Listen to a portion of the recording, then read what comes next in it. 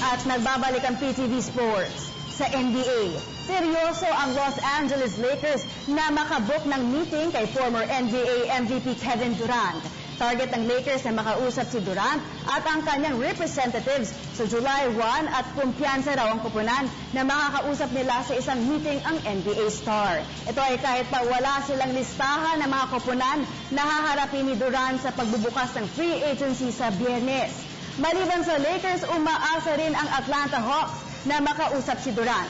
Samantala, hindi pa rin nagkakasundo ang kampo ni Miami Heat star Dwayne Wade at ang koponan. Kabila na dito si Wade sa higit 100 na NBA players na magiging free agent pagtatak ng Hulyo-Unyo. Dahil dito, bukas daw si Wade na makipag-usap sa iba pang koponan na magnanais kunin ang kanyang serbisyo.